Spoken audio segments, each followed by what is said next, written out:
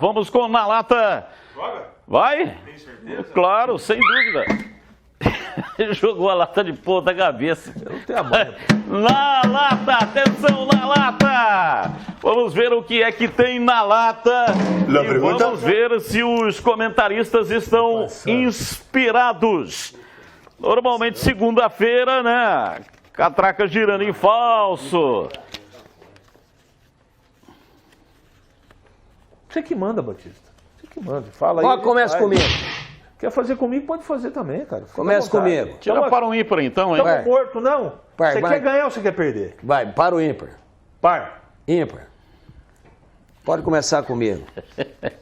Vamos lá então, atenção, hein? Na lata de hoje. Ele abriu assim, ó. E eu fiz assim. Dentro. Aqui não, aqui não tem nenhuma abertura pra você aqui, não. Parece o Felipe, meu neto, né? Jogando o jogo dos dedos. E aí eu tava perdendo feio, mas ia até 10. Já tava 6-3 para ele. Falei, olha, se você ganhar o próximo, acabou o jogo, entendeu? Aí ele começou a deixar eu ganhar, para não terminar o jogo. Falei, mas assim não vale, ué. Pra dar emoção. Felipe, meu neto. Ele falou, não, vou esperar empatar para depois eu ganhar. Prefiro bater no C na negra. 7 anos. 7 anos, tem cabimento um negócio desse. Felipe, meu neto. Olha, dentro do estádio Moisés Lucarelli, existe uma estátua que está colocada ali logo depois da entrada dos portões monumentais. Atrás do gol de entrada do estádio, está aí a estátua. Homenagem ao homem que construiu o estádio em 1948. Inauguração, né, do estádio em 1948. Empresta o nome para o patrimônio da Ponte Preta. Moisés Lucarelli, com a obra do escultor Lélio Colucini. Foi inaugurada no dia 11 de agosto de 1960. Mas não é apenas essa estátua que é de um pontepretano histórico. Quem sobe a Avenida Ayrton Senna é aquela avenida que sai lá do Estádio Brinco de Ouro e vai em direção ao Estádio Moisés Lucarelli. Vai ver um busto no meio da praça, Dr. Antônio Carlos Corsini, a poucos metros de distância. A pergunta: de quem é a estátua que está próxima do Estádio Moisés Lucarelli, uma praça quase que em frente ao estádio? Qual é o pontepretano histórico que é homenageado nessa estátua?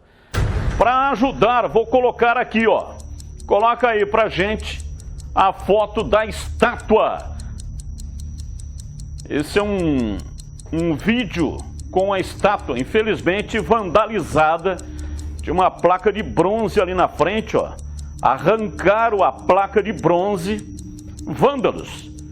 E vê que coisa horrorosa que fizeram ali, ó. Por que os caras picham patrimônio público, hein? Qual é o benefício que tem uma pessoa que vai lá e faz essas letras horrorosas, essas pichações? Mas e aí, Tigrão, qual é a estátua? Quem está homenageado aí nessa estátua? Sérgio José Salvucci. Histórico narrador, histórico radialista, homem de imprensa de Campinas, querido pelas duas torcidas, apesar de declaradamente pontepretano. E você, CH? Acompanhe o relator. Então vamos lá, coloca a estátua aí de novo para a gente ver a resposta dos dois comentaristas. As respostas estão erradas. A estátua é um dos mais renomados radialistas do interior de São Paulo. Acima de tudo, pontepretano. Mas não é o Sérgio José Salvucci. Quem é que está homenageado aí nessa estátua? Salvador Lombardi Neto. A estátua inaugurada no dia 25 de janeiro de 1970, uma grande e comovente solenidade na Avenida dos Esportes, atualmente a Avenida Ayrton Senna. Salvador Lombardi Neto morreu de forma precoce no dia 8 de setembro de 1969, aos 39 anos, vítima de parada cardíaca no Hospital Beneficência Portuguesa em Campinas. Deixou a esposa Maria Helena, deixou também 2 filhos, Maurício e Lilian. E é o seguinte, hein? Realmente uma homenagem absolutamente merecida, porque ele foi um grande pontepretano, um baluarte, lutou pelas coisas da ponte e teve um programa na Rádio Educadora, atualmente Bandeirantes, que fez muito sucesso, emissora aqui do grupo, chamada A Hora do Trabalhador. Eu fui muito ouvinte, é lógico que não dá para identificar, até porque esses bustos, né? Essas estátuas distorcem muito.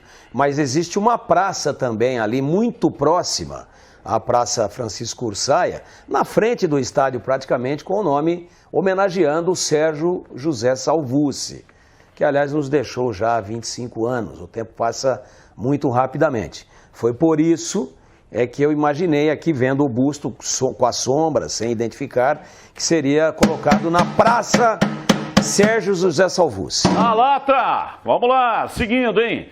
Depois eu vou mandar essas fotos aí, o vídeo, para o prefeito de Campinas, Dr. Dário Saad, para ver se é possível fazer alguma coisa, né? Porque o que fizeram ali foi um crime com a estátua do Salvador Lombardi Neto, que foi um ícone do rádio em Campinas e, claro, um cara que merece todo o respeito, família que merece o respeito, não poderiam ter feito isso. Essa é a parte de trás. Eu estive ontem lá visitando essa estátua e ela, na parte de trás, ela está mais pichada ainda. Olha lá, na lateral também. Eu, sinceramente, fiquei com vergonha de fazer o filme da parte de trás. Então, a população de Campinas não é essa população. Não é esse povo que faz isso, né? Depredando o patrimônio dessa maneira. Então eu vou falar com o prefeito de Campinas para ver se dá uma melhorada nisso. Pertence o Lombardi Neto à nossa classe, especialmente a minha, que sou narrador esportivo, narrador de rádio, e ele não merece, né, ter a sua estátua dessa maneira depredada. Jorge Mendonça colocou o Zico no banco de reservas na Copa de 1978.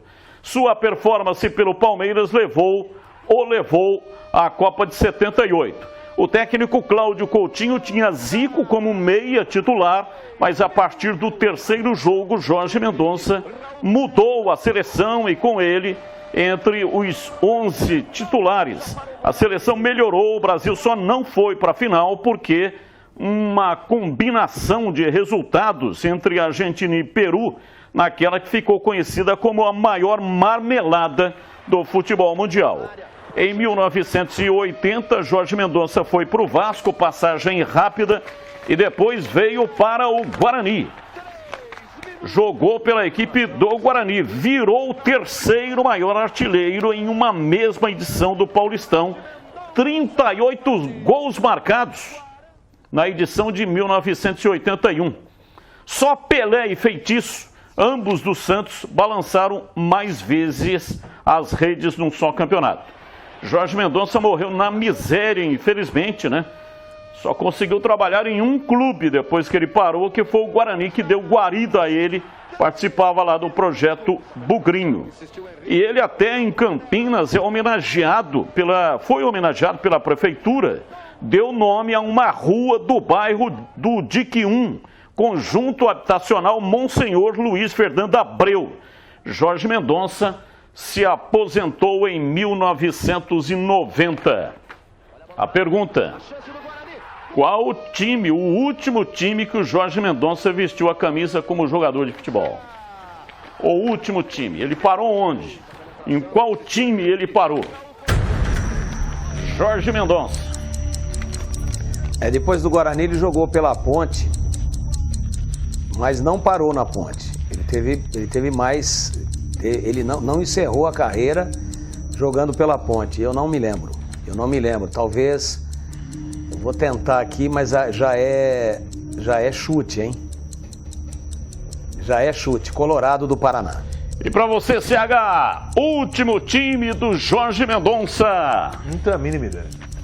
Aliás, o Tigrão fez uma entrevista com o Jorge Mendonça uma vez, lá no campo do Náutico. Fez. Nós fazíamos um programa na TVB em Campinas, Telesporte, e todo o programa tinha uma entrevista especial com o ex-jogador.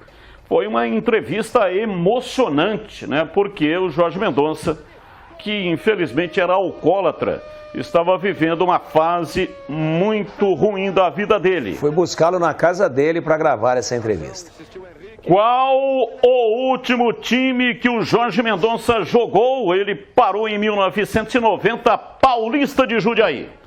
Paulista de Jundiaí foi o último time do Jorge Mendonça. Poxa vida, eu não me lembrava, Batista. É isso aí. E agora vamos lá. Superestimado ou subestimado, hein? Superestimado ou subestimado, para completar aqui o Na Lata de hoje, Na Lata. E quem é o superestimado ou subestimado, os comentaristas é que vão decidir. Richarlison foi revelado pela base do São Luís, do Rio Grande do Sul. E logo foi para o Fortaleza. Após um ano na equipe cearense, o volante foi vendido ao Salzburgo, da Áustria. Sem muito sucesso, retornou ao Brasil e logo chegou ao São Paulo, onde conquistou a maioria dos seus títulos. Estamos vendo ele aí com taça, ó. Pelo São Paulo, volante e lateral esquerdo, venceu o Mundial de Clubes da FIFA 2005, Campeonato Brasileiro, nos 3 anos seguintes. Após a saída do tricolor, Richarlison foi para o Atlético Mineiro, onde conquistou mais uma Libertadores e 2 campeonatos mineiros. Saindo do Galo em 2013, teve passagens por clubes de menor expressão, né? Até encerrar a sua carreira no Nordeste em 2021. É isso aí, aliás, no Noroeste, não no Nordeste, né? Encerrou a carreira. Cidade dele. Noroeste de Bauru, cidade do Richarlison. Cidade dele. Olha, pela seleção, o Richarlison participou apenas de 2 amistosos em 2008.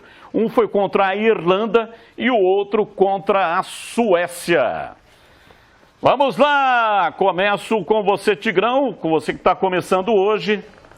Superestimado ou subestimado Richarlison? Jogou muita bola, subestimado, merecia mais oportunidades na seleção brasileira. Richarlison, que atualmente é nosso colega, né, de trabalho, virou comentarista de televisão, está no Sport TV. E fazendo um belo trabalho. E para você, CH, superestimado ou subestimado Richarlison? O jogador muito inteligente, com leitura de jogo, subestimado, poderia ter tido seguramente mais espaço e mais destaque. Legal, aí está, portanto, esse foi o Na Lata de hoje, aqui na tela da Band. Ah lá, atenção, hein? Vai lá, agora, para onde vai essa lata? Ela vai lá para o Tigrão. Sim.